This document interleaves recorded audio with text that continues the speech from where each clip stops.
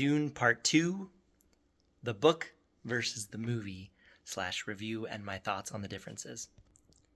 So this was my number one anticipated movie of this year by far, by miles and miles. This was the absolute most anticipated movie for me. And I wanted to finish the book before watching it, and I did probably an hour before watching it. I made my little non-spoiler review earlier, so if you saw that, thank you. And now this is going to be a longer one. But because it was my most anticipated movie of the year, I avoided all trailers. And the only trailer that I saw was when I was watching something else, I think in IMAX, and the trailer came on. And so I had the trailer pushed into me. Now I'm thinking of the AMC popcorn bucket. But no, I avoided all the trailers. I didn't watch any of them. And I'm so glad I didn't, because I think they show too much. So I had a few questions going into this thing. One was, will this be as good as / do justice to / be a good sequel to the first movie, which I absolutely loved, and I would say is a perfect movie, and I've watched it many, many times, and my expectations were very high for this one. So is this movie, does it stand up to the first movie, and is it a worthy sequel? So that was my immediate question, but my other question upon finishing the book was, will it do justice to the book? Or how do they compare? Like, which is better? Does one need the other? Does one replace the other? And so that's kind of what this review is going to be about. So it should be known that there's going to be all manner of spoilers in this thing. I'm not going to hold back at all. This is a spoiler-filled review and discussion of this thing. Also, you're welcome for my mustache. Okay, so I'm not necessarily going to go chronological, but I'm just going to start with this. So at the very opening scene, where they're carrying, I think you pronounce his name Jamis, Jamis. They're carrying his body back to the Fremen place, and they get attacked. And so that was super cool in the movie, that attack scene, but it's not in the book. And so that's just a difference right there. And again, I think the win goes to the movie there. Not that they're competing, because they're both great, but I love that additional scene. And having read the book, I was watching it like, oh, what is going to happen right here? So I liked that and appreciated that it wasn't in the book, because I didn't want the whole movie to just be like, oh, I know what's next, because it definitely did not end up being that way. But speaking of that attack, this movie is brutally violent, much more so than the first one. And there's a part where a bunch of the bad guys are getting killed. They're up on a cliff and they're like falling off, and Paul and his mom are just like hiding on the side of the cliff, and all of a sudden these bodies are just like wham wham, like slamming into the ground. And I just laughed out loud on that part, and other people in the theater did too, so I guess there's others of us there too. Okay, so when in the book, when they get back to the Fremen place and they have the body of their buddy that Paul has defeated, Jamis, there's some things that happen with his wife, his children, and the water from his body. So in the book, the wife is basically offered to Paul. It's like, you can take her to be your wife. She can be your, I think they said servant. I don't think they said slave, but they're like, you get to choose. And she's like, I'm still young. And he's like, I choose you to be my servant. And she's kind of like bugged by that, but he's not shopping for a Fremen wife, especially of a highly respected opponent that he just met and doesn't want to like take over the spouse. So in the book, he's offered Jamis's wife, and he accepts her as a servant, and then he's responsible for his kids as well. And then the water from his body, in a ceremony, Paul accepts it to himself. He has Chani carry it, but the water just given to him. It's like, I don't want to say it's a prize, but it's given to him as the person who defeated him. And in the movie, Paul very respectfully carries the body, and I thought that was a really cool addition. And instead of Paul taking the water that was taken out of the body, it's dumped back into the pool that they have in their, I want to say siege, in their Fremen place. So then there's just like this huge pool of all their Lady Jessica words it as so many souls, but it's the water of their fallen warriors in this big pool that they're, I think, eventually going to use to green up the planet or something. But so book, Paul gets the water. Movie, they dump it into the thing, and also there's no Jamis's wife or kids scene in the movie. And while I like that better in the book, the movie, like, you have to understand the movie's only 2 hours and like 46 minutes. It just wouldn't have worked. And so I agree with that change for the movie. And the whole theme of this review is that the book is not dethroned by the movie. And the movie, yeah, and the book is not better. Well, the book is incredible. But what I'm saying is that they are both amazing things that you can enjoy separately, but that they both complement each other. So I liked that in the book better with Jamas's wife, but it's absolutely great that it's not in the movie. So obviously there's tons of differences between the book and the movie, and this isn't meant to be a catalog of those differences. It's meant to be the differences that stood out to me and what I think of them. So Chani in the book is the daughter of Dr. Liet Kynes, and whether that's true in the movie or not, it's not really stated in the movie. So that's just an additional detail that the movie decides to not focus on. And what do I think of it? It's fine. I think I'm kind of neutral on that change/omission. So in the movie, instead of being like the daughter of someone with stature, she's kind of just one of the crowd, one of the Fremen lady crowd. So maybe that's the difference. Okay, next has to do with Fade Routha. And correct me if I'm wrong on this part, but in the book, one of the Bene Gesserit goes there, boop, to basically get pregnant by him so that they could carry on the bloodline, right? That's the whole point of what they do. They're planning and plotting and scheming, and they have different candidates for the one that they will end up controlling. So him getting a lady pregnant, right? Like, it's all in their plan. So that's in the book. And in the movie, there's the lady that goes there to get get that going. I was going to say something else. But I don't think this is in the book. And again, correct me if I'm wrong, but I read it really, really fast. So she like lures him into this room, and it's like, stuff's going to go down.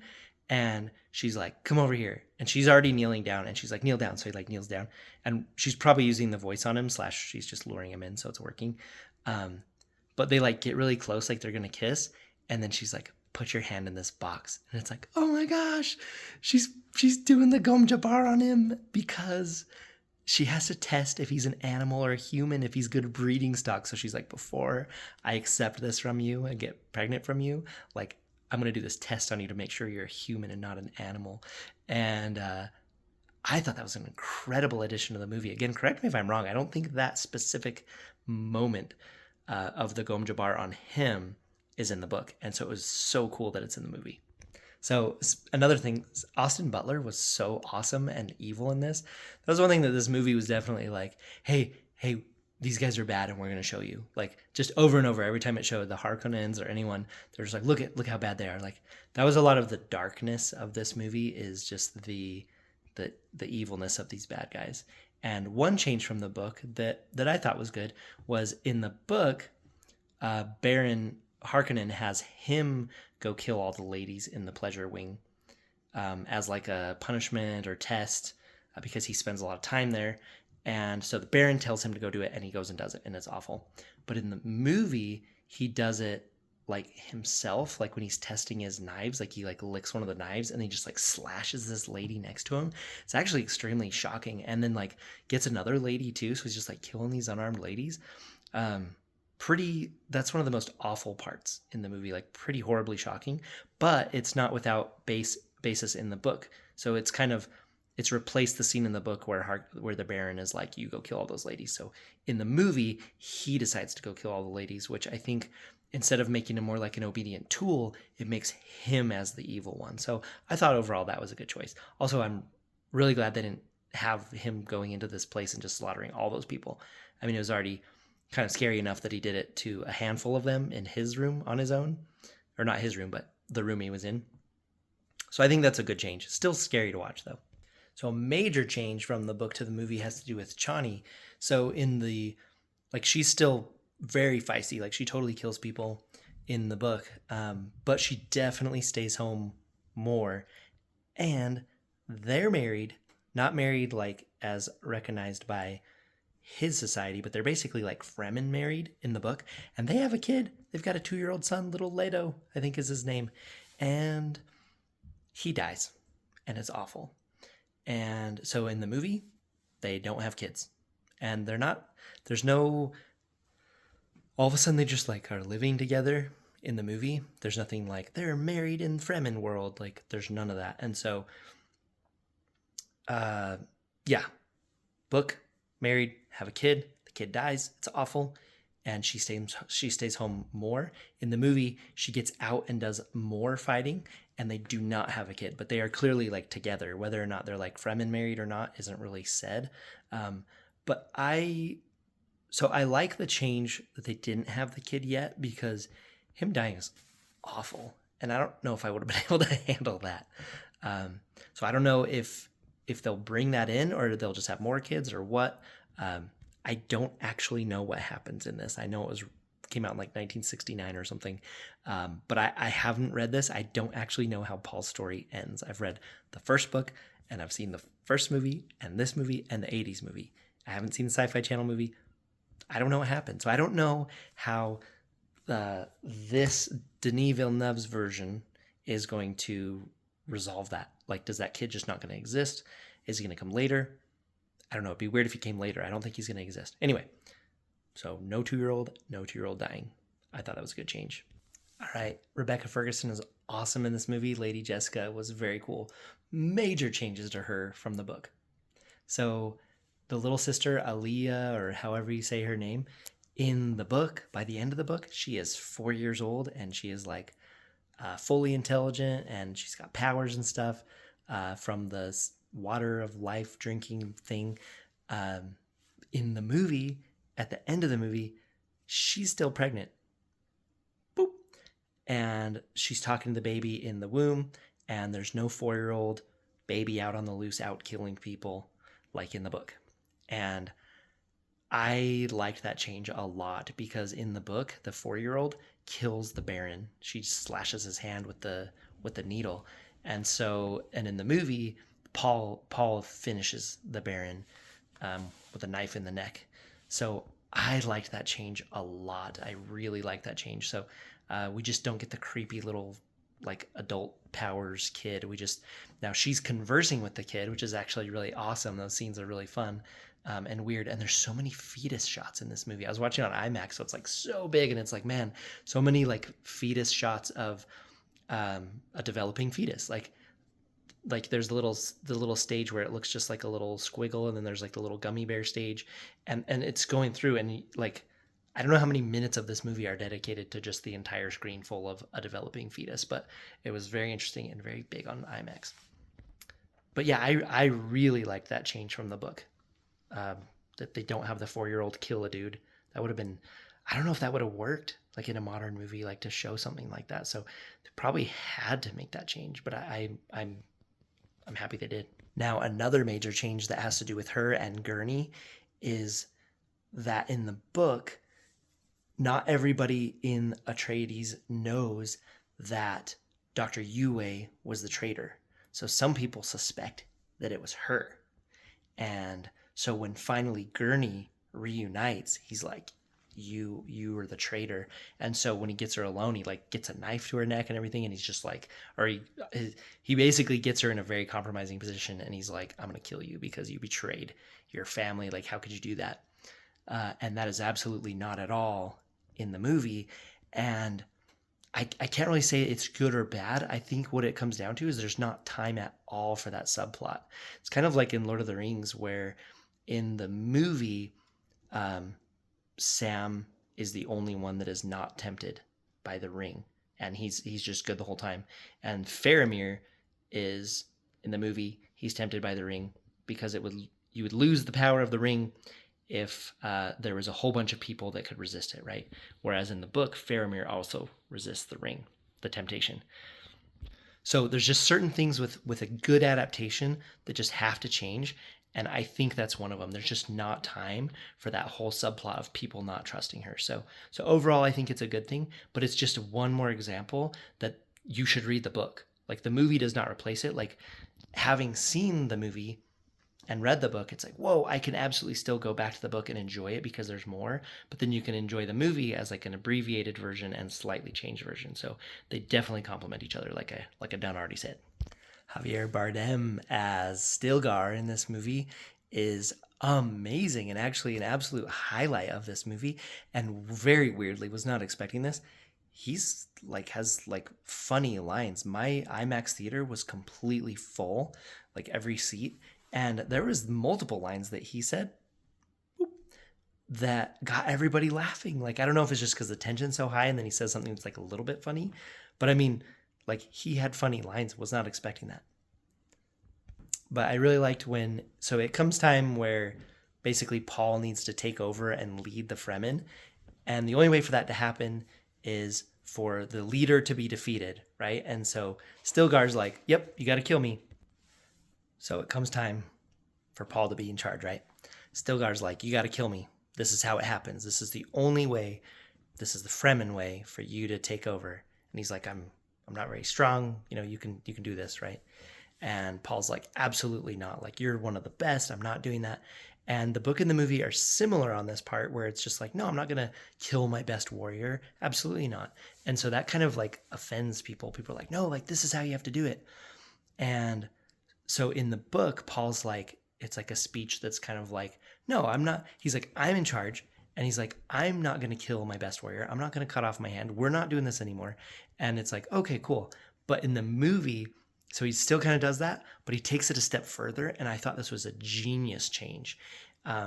So he's like, nope, we're not doing that. I'm in charge. And the people are like kind of getting a little bit offended. But then Paul starts like showing his like, I don't know, like prophetic abilities where he just like addresses somebody in the crowd. And he's like, this happened to you as a child. And this is like your mom and this thing. And then the guy's like, whoa, and like falls down and like starts worshiping him or whatever. And then he goes over to another guy and he's like, you have dreams about this. And this is what it means to you. And then that guy's like, whoa, and falls down. But it's just really cool. So he's just like in front of the crowd. He's going around and telling people like, this is like your deepest thoughts. And like the crowd just goes wild. So it's really cool to watch like the religious fanaticism just like building to a massive crescendo in this movie. And they did a really good job. So I thought that was an awesome change from the book. Let's just take a minute to acknowledge the incredible explosions in this movie. It just warms my heart. All right, major change from the book. So in the book, Thufir Hawat, the Mentat from the Atreides, he gets captured by the Harkonnens and he ends up working for them / slightly like trying to undermine them, right? And then later, when they're having the end scene where basically all the main characters are in the same room, Thufir is there. And he basically gets one last moment with Paul. Paul totally forgives him / doesn't hold any ill will against him for the fact that he was working for them because he knows where his heart's at. And that's an actually really beautiful thing. And my thoughts on that not being in the movie at all is it's a little bit sad because it's so beautiful. However, again, there's just not time. There's not time for that. And so I think overall it's a good change. But again, read the book for just deeper takes and moving character stuff. Like I was moved like multiple times while reading the book. I was just like, this is so good. There's a reason people are still talking about this book. And I was so glad that I finally buckled down and discovered the book after it being a part of my life because my dad loved the 1984 version. And so it was cool to finally read what I've been hearing creepy whispering 80s movie version people talk about finally. You know how they're always like, did it have the inner monologue going in that version? Anyway, the book has some amazing touching moments that are not in the movie, and that's okay. There's not time. So I think the omission of Thufir Hawat in the movie was overall a good change because there is not time. One of my subscribers said in my short non-spoiler review is he felt like the end of the movie was really rushed, and it kind of is. There's really not time.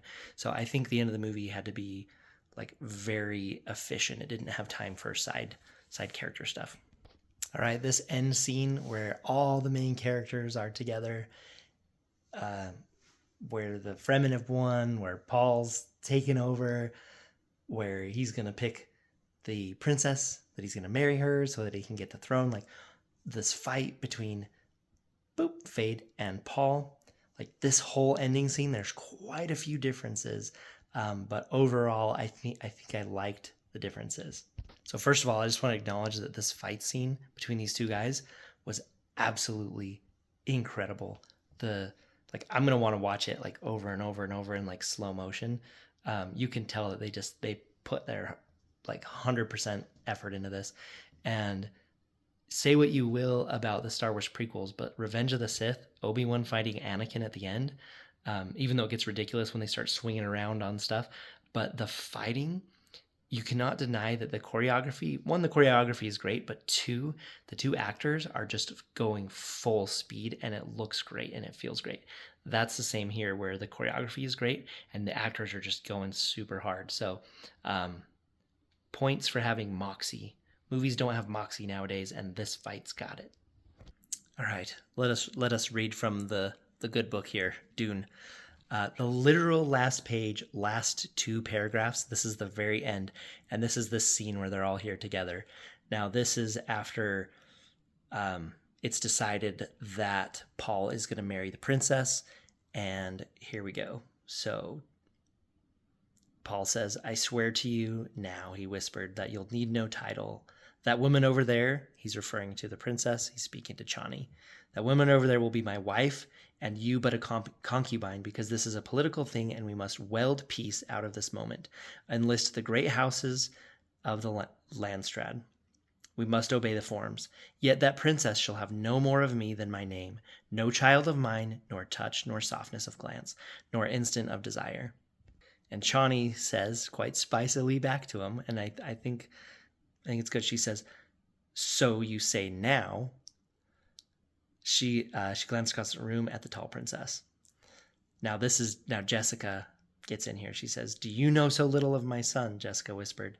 "See that princess standing there, so haughty and confident? They say she has pretensions of a literary nature. Let us hope she finds solace in such things." I'm going to pause right there real quick. So I actually love that because she's been writing the introduction to several of the chapters in this book. So it's actually cool that now it's hinting at that. Let us hope she finds solace in such things. She'll have little else. A bitter laugh escaped Jessica. "Think on it, Chani. That princess will have the name, yet she'll live as less than a concubine, never to know a moment of tenderness from the man to whom she's bound. While we, Chani, we who carry the name of concubine, history will call us wives." So that is the last line of the book. And the movie is pretty different. So as they're all gathered there together, Paul's already said this to Chani a couple times in the movie. The movie decided this is like their love line. He goes over to her and he says, "I will love you as long as I breathe." Like, I'm about to do something and I'm telling you this right now, like no matter what I do, like this is true. And in the book, and I guess it's a little bit earlier in the book where she understands that idea. And so she gets the point in the book. She's like, "Okay, I understand. Like this is kind of a necessary thing we have to do." In the movie, and I thought this was powerful too. I'm still trying to decide how I feel about this in the movie, but I guess it created pointless drama.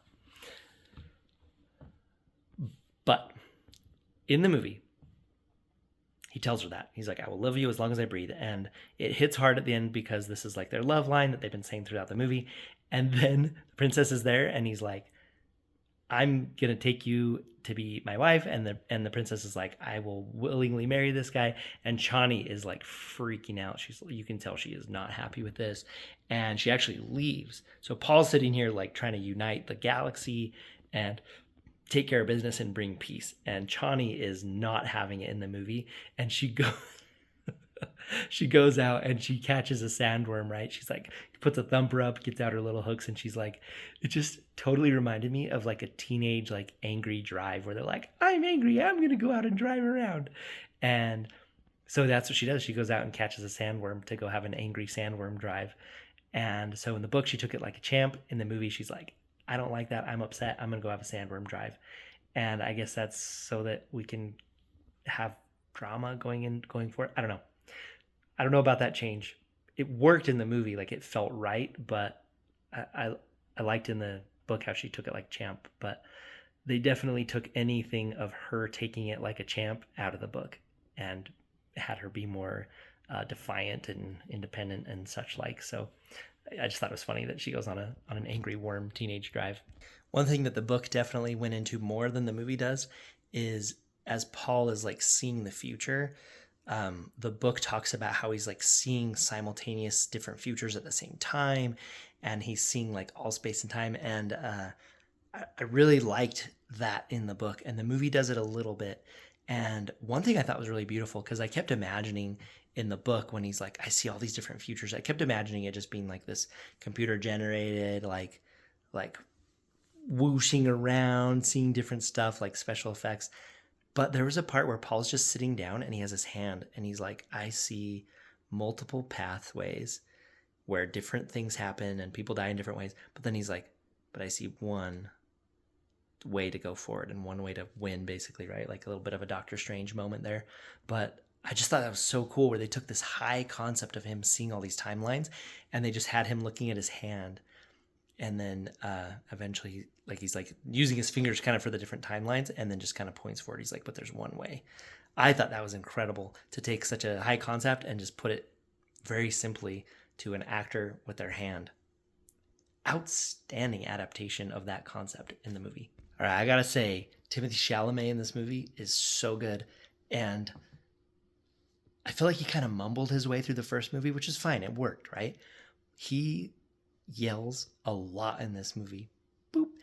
Like the very definition of sound off, like you've got a pair. Man, this guy can yell, and his voice gets like deeper when he yells, and it's awesome. Like, he has some very, very cool yelling moments. Like, he's got a great yelling voice. So overall, this is an awesome adaptation.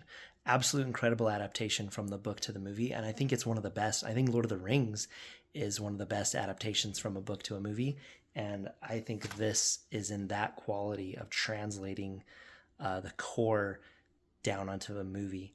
And I think, I mean, it's clear that people are loving this movie, but from my perspective, in the theater, in the full IMAX theater, there was a full-on applause at the end. I saw this on the first, right? So that's opening day. There was a full applause from everybody. Everybody popped up, and they were so excited. It just seemed like every single person loved it. They weren't just like, that was okay. It seemed like the whole theater of people was just going to go out and tell everybody to go see it. All right, now I said something in my shorter non-spoiler review. I said that I think I might like the first one better than the second one. And I've been thinking about that.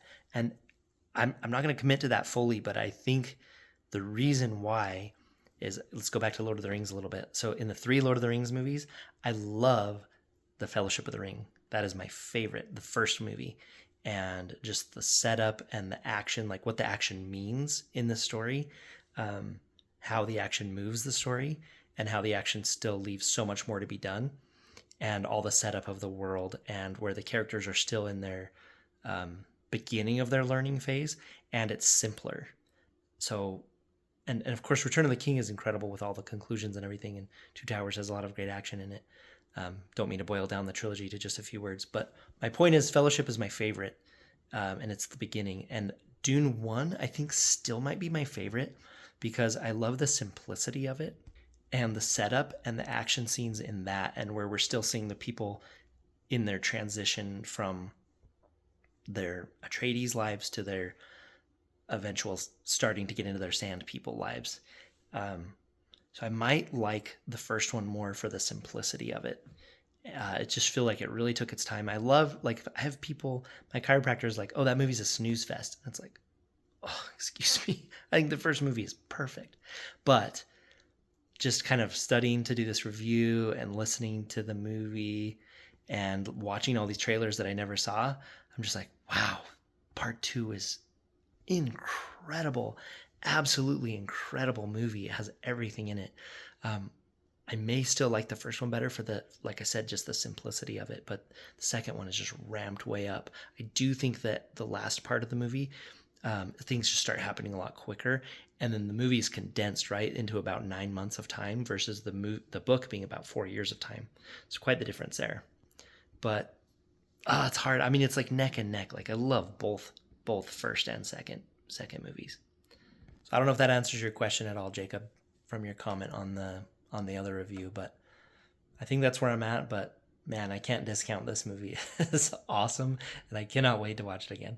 So yeah, what do you think of this movie? Have you seen it yet? Hopefully you have. This thing's full of spoilers. Have you read the book? What do you think of it? And I'd love to hear what you think. So thanks for watching, and see you on the next one. Loved it, though. Also, if you like this kind of longer discussion, I have like a 30+ minute review of the first movie that I will put a link for in the description. Anyway, thanks, and again, you're welcome for my mustache. See you on the next one. Bye.